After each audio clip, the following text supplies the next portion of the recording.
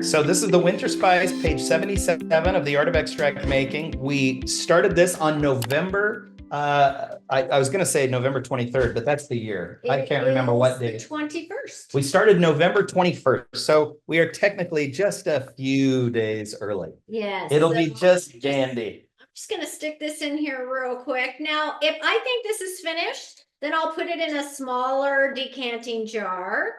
And so it'll be easy to use. And we'll share, right? Yes, we're sharing. Because we have so many. Shot glasses. Yeah, seriously. And someone was so nice. These are these really fun VanillaPura glasses that we have the nicest friends. They put the VanillaPura on it and sent it to us. These are our favorite taste testing shot glasses. So just as a recap, or for anyone that is new, when you taste test vanilla extract, a lot of people will like dip their finger in it and they'll taste it and they'll say I taste booze. It's not great. You should, because the number one ingredient is the booze. Like they're always 35% alcohol, which is like vodka. So you're always going to taste it. Extract is intended to be concentrated. And I always use this. It's kind of a dumb analogy, but it works. It's like snow cone syrup. If you just have it by itself, it doesn't taste great. It has to disperse through the ice. Same thing with vanilla. We use milk because the oils and everything in milk help the extracts kind of diffuse inside, and you get a truer taste of what the extract actually tastes like. So we put a couple drops of extract, usually into like a tablespoon or so of milk, stir it up, let it sit for a second. Then we taste it and we see what we think. So some people do it in whipped cream. But I think the sugar in milk is sufficient to, just be the perfect. Some people pour it on top of like a sugar cube and they'll use it that way. But this is a big moment. Oh, sorry. It's okay. It's all right. I jumped on it. It's all right. This is a super big moment though, because this is our first one. There are many of you here tonight that started. You were in our very first book workshop that we did a year ago. And here we are. It has been a whole year and we're still doing this. Crazy, right? Yeah. So I like to go slow. Drives Jill crazy, but I like to kind of nose it.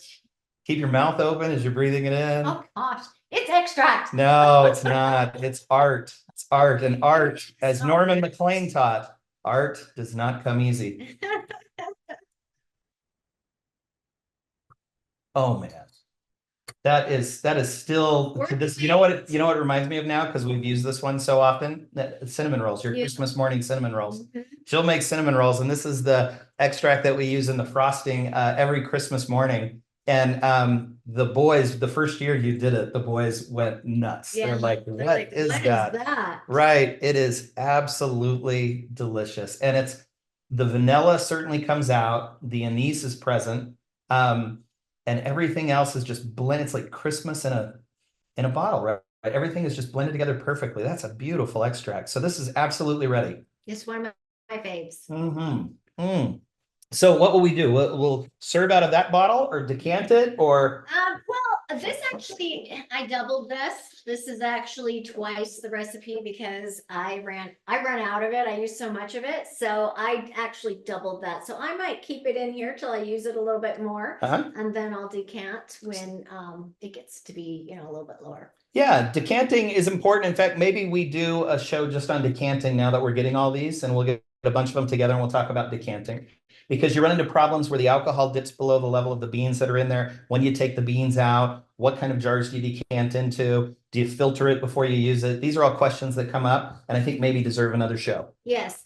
And I mean, at this point, I can take the vanilla beans out of here and put them into my mother jar and then just have the extract. The extract is wonderful. I'm going to leave the vanilla in there just to give it a little bit more vanilla flavor.